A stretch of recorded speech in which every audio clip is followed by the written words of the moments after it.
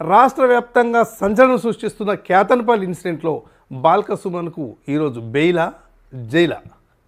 ఎందుకంటే రేపటి వరకు ఆయనకి విధించిన 14 రోజుల రిమాండ్ ముగియబోతున్నది. ఒకవేళ ఇవాళ కనుక బెయిల్ వస్తే ఆయన బయటికి వచ్చినట్టు, లేదా రేపు ఒక్క పూట టైం ఉంటే ఉండవచ్చు. ఒకవేళ రాని పక్షంలో మళ్ళీ 14 రోజులు రిమాండ్కు పొడిగించే అవకాశం ఉంటుంది. అంటే రిమాండ్ పొడిగించినప్పటికి కూడా మళ్ళీ బెయిల్ పిటిషన్ వేయవచ్చు. ఇది చాలా పోలీస్ వ్యవస్థ చాలా పగడ్బందీగా తీసుకొని వివిధ వారెంట్లు, కస్టడీ పిటిషన్ అన్నీ వేస్తే వారం 10 రోజులు ఎక్స్టెన్షన్ అయింది.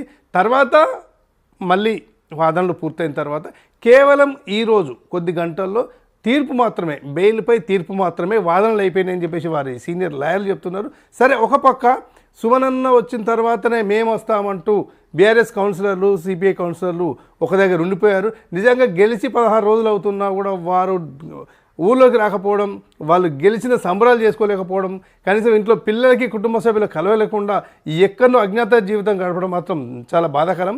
ఇది రాష్ట్ర చరిత్రలో ఇదే మొదటిది అనుకుంటున్నాము.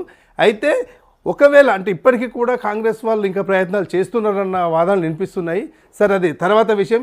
ఈరోజు అప్డేట్కు మాత్రం బాల్క సుమన్కు బెయిలా జైలా కాసేపట్లో తేలనుంది. చూస్తున్నామండి డిఎస్పీ మీడియాస్ ఎప్పటికప్పుడు అడ్మిట్ అందిస్తున్నాం. చిన్న రిక్వెస్ట్, చాలా లక్షల్లో వ్యూస్ వస్తున్నాయి, అద్భుతమైన వ్యూస్ వస్తున్నాయి, మెసేజ్లు వస్తున్నాయి, ప్రశంసిస్తున్నారు. ఎక్కడ కూడా మ్యానిపులేషన్ లేకుండా నిజాలు ఇస్తున్నారంటూ డిఎస్పీ మీడియాస్ని అభినందిస్తున్నారు. మా రిక్వెస్ట్ ఏంటంటే సబ్స్క్రైబ్ చేసుకోండి. సబ్స్క్రిప్షన్ చాలా తక్కువ ఉంది, ఇంకా పెరగాలి. వ్యూస్ మాత్రం లక్షల్లో. మీ అభిమానానికి నిజంగా కృతజ్ఞతలు. ఆ వ్యూస్ని ఇంకా మీరు సబ్స్క్రిప్షన్ చేసుకుంటే ఇంకా ఎప్పటికప్పుడు మన ఊరు గురించి అద్భుతమైన వార్తలు అందిస్తాం. Thank you.